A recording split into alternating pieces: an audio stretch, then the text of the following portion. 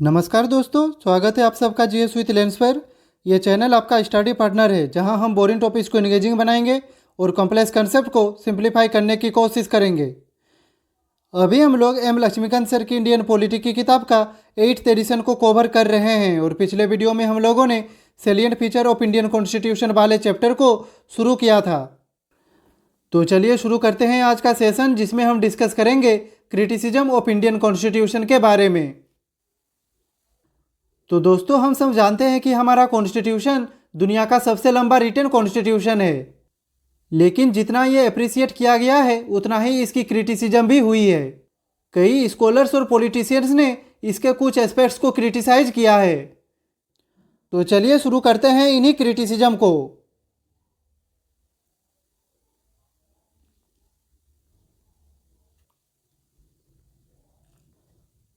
तो सबसे पहला क्रिटिसिज्म है कि our constitution is a borrowed constitution. तो देखिए, क्रिटिक्स का कहना है कि इंडियन कॉन्स्टिट्यूशन में ओरिजिनलिटी नहीं है।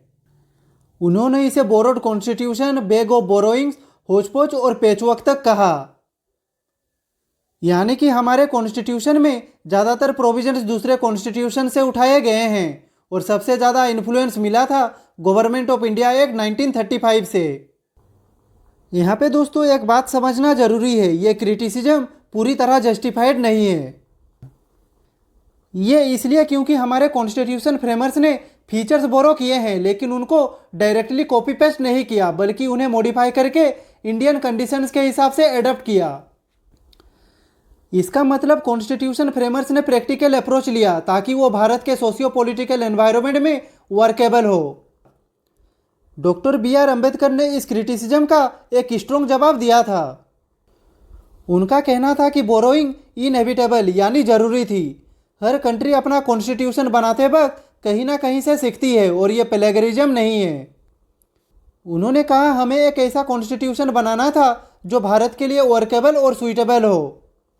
उन्होंने कहा इसलिए जो भी बेस्ट चीज़ें दुनिया के कॉन्स्टिट्यूशंस में थी उन्हें हमने एडॉप्ट किया और अपने कंडीशंस के अकॉर्डिंग मॉडिफाई किया। तो ये था बोरोड कॉन्स्टिट्यूशन पर क्रिटिसिज्म और उसका जवाब। तो चलिए अब चलते हैं नेक्स्ट क्रिटिसिज्म पे।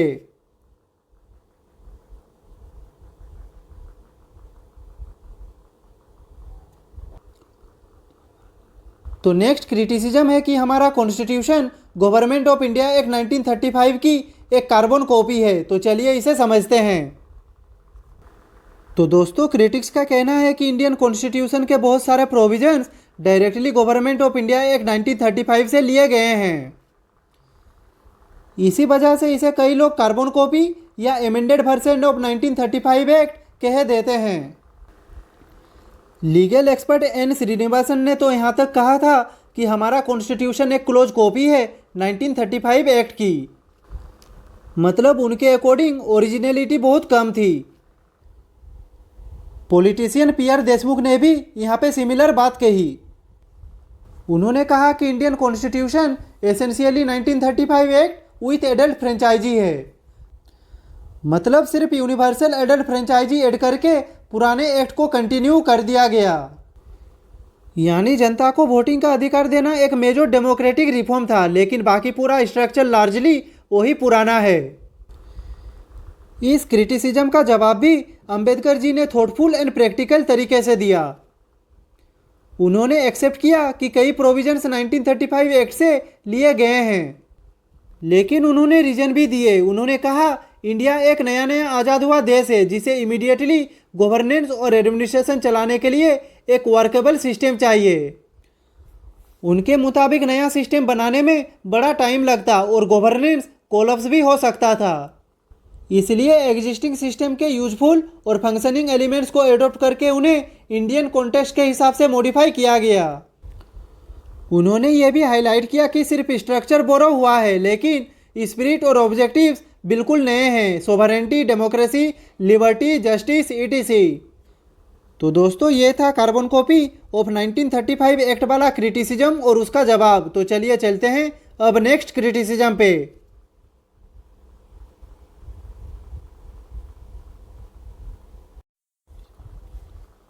तो यहाँ पे नेक्स्ट क्रिटिसिज्म है कि our constitution is un-Indian और एंटी इंडियन।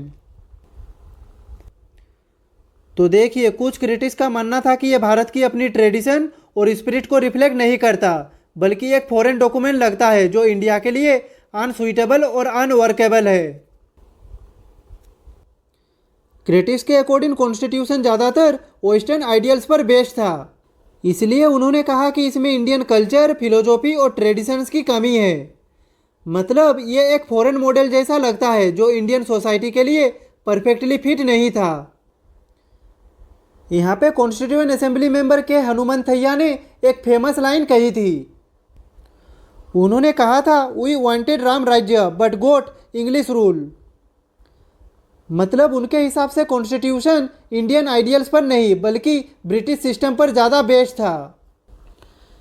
एक और मेंबर लोकनाथ मिश्रा ने कॉन्स्टिट्यूशन को स्लेविश इमिटेशन ऑफ द वेस्ट कहा।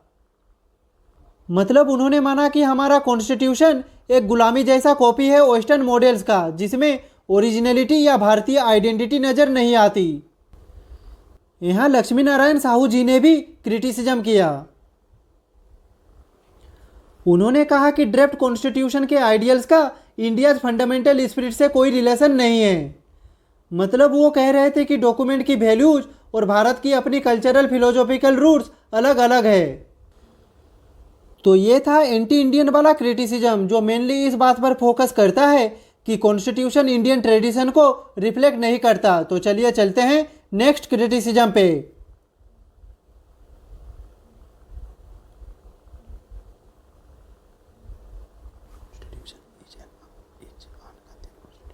तो यहाँ पे नेक्स्ट है कि हमारा कॉन्स्टिट्यूशन एक अनगांधीयन कॉन्स्टिट्यूशन है। मतलब क्रिटिक्स का मानना था कि इसमें महात्मा गांधी के फिलोसॉफी और उनके आइडियल्स को इग्नोर कर दिया गया है। क्रिटिक्स के अकॉर्डिंग गांधी जी के बेसिक प्रिंसिपल जैसे सिंप्लिसिटी, नॉन वायलेंस और सेल्फ रिलायंस को कॉन्स्टिट्यूशन में प्रॉपर प्लेस नहीं मिला। नेक्स्ट पॉइंट है, it did not promote village panchayat and self reliance. तो देखिए, गांधी जी ने हमेशा कहा था कि भारत का बैकबोन है विलेज रिपब्लिक और ग्राम स्वराज, लेकिन फ्रेमर्स ने इस आइडिया को कॉन्स्टिट्यूशन में सेंटर स्टेज पर नहीं रखा। विलेज पंचायत और सेल्फ रिलायंस को इग्नोर कर दिया गया और ज़्यादातर focus western style parliamentary democracy पर था। इस क्रिटिसिज्म को बाद में पार्ट 9 के थ्रू एड्रेस किया गया, जब 73rd कॉन्स्टिट्यूशनल अमेंडमेंट एक्ट 1992 के जरिए पंचायती राज इंस्टीट्यूशंस को कॉन्स्टिट्यूशनल स्टेटस दिया गया। यहाँ पे कॉन्स्टिट्यूएंट असेंबली के मेंबर के हनुमंथैया ने कहा था, this is not the constitution Gandhi envisaged. मतलब गांधी जी जो कॉन्स्टिट्यूशन चाहते थे वो हमें मिला ही नहीं।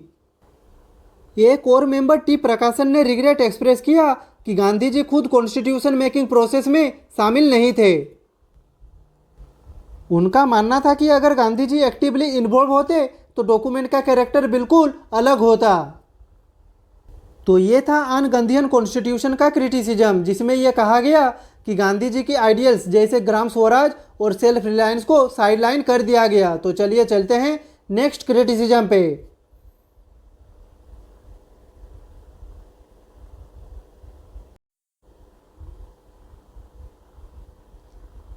तो नेक्स्ट क्रिटिसिज्म है कि आवर कॉन्स्टिट्यूशन इज एलिफेंटाइन साइज। मतलब हमारा कॉन्स्टिट्यूशन बहुत ही बल्कि, लेंथी और डिटेल्ड है। क्रिटिक्स के अकॉर्डिंग इंडियन कॉन्स्टिट्यूशन अननेसेसरीली लंबा और कॉम्प्लेक्स बन गया। फ्रेमर्स ने हर छोटी बड़ी बात को इंक्लूड कर दिया, जिससे डॉक्यूमेंट ओवरसाइज्ड हो गया।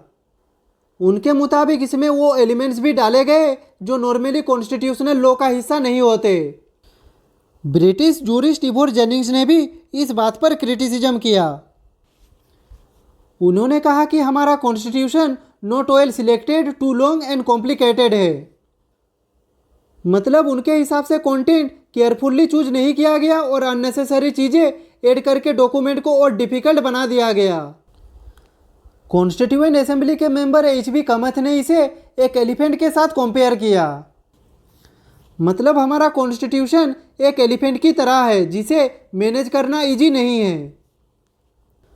तो दोस्तों, इसी वजह से इस क्रिटिसिज्म को एलिफेंटाइन साइज कहा जाता है। ये मेनली हमारे कॉन्स्टिट्यूशन के ओवरली डिटेल्ड और लेंथी नेचर पर फोकस करता है। तो चलिए अब चलते हैं नेक्स्ट क्रिटिसिज्म पे।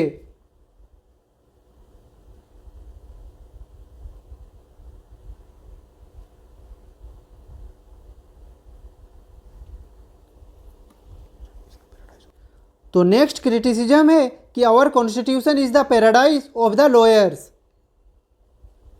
मतलब क्रिटिक्स के हिसाब से ये इतना लीगलिस्टिक और कॉम्प्लेक्स है कि आम आदमी के लिए समझना मुश्किल हो जाता है। उनके मुताबिक ये इतना कॉम्प्लिकेटेड लिखा गया है कि ऑर्डिनरी सिटीजन्स के लिए ये डायरेक्टली समझना इजी नहीं है। इस वजह से ये डॉक्यूमेंट मेनली लॉयर्स और लीगल एक्सपर्ट्स के लिए ही यूजफुल लगता है। सर इवोर जेनिक्स ने इस बात को और हाईलाइट किया। उन्होंने कहा कि हमारा कॉन्स्टिट्यूशन एक लॉयर्स पैराडाइज है। मतलब लॉयर्स के लिए ये एक ड्रीम डॉक्यूमेंट है, लेकिन आम आदमी के लिए इससे डील करना नाइटमेयर बन जाता है। एच के महेश्वरी ने कहा कि इस कॉन्स्टिट्यूशन की वजह से लोग लिटिजियस बन जाते हैं, मतलब हर बार कोर्ट तक ले जाते हैं इंस्टेड ऑफ बीइंग ट्रूथफुल और अपने कॉन्फ्लिक्ट्स को इजीली रिजॉल्व करने के। इससे सोसाइटी में अननेसेसरी लीगल डिस्प्यूट्स बढ़ जाते हैं। यहाँ पे पीआर देशमुख ने आर्टिकल्स की ड्राफ्टिंग स्टाइल पर भी क्रिटिसिज्म किया। उन्होंने कहा कि ये आर्टिकल्स बहुत ही वार्डी है, मतलब अननेसेसरीली लंबी लंबी और कॉम्प्लेक्स लैंग्वेज यूज की गई है। तो दोस्तों इसी वजह से क्रिटिक्स ने हमारे कॉन्स्टिट्यूशन को पैराडाइज ऑफ द लॉयर्स कहा, एक ऐसा डॉक्यूमेंट जो आम आदमी की बजाय मेनली लॉयर्स के लिए बेनिफिशियल है। तो दोस्तों आज के इस वीडियो में हमने क्रिटिसिज्म ऑफ इंडियन कॉन्स्टिट्यूशन को कवर किया। नेक्स्ट वीडियो में हम parts and schedule of our constitution को डिटेल में समझेंगे। तो आज के लिए बस इतना ही। अगर आपका इस वीडियो से रिलेटेड कुछ भी डाउट हो तो आप कमेंट बॉक्स में पूछ सकते हैं। और अगर आपको यह वीडियो पसंद आई हो तो लाइक करें, कमेंट करें, शेयर करें और ऐसे ही इन्फॉर्मेटिव वीडियो देखने के लिए चैनल को सब्सक्राइब करें। मिलते हैं नेक्स्ट वीडियो पे, तब तक के लिए खुश रहिए, स्वस्थ रहिए। जय हिंद, वंदे मातरम, भारत माता की जय।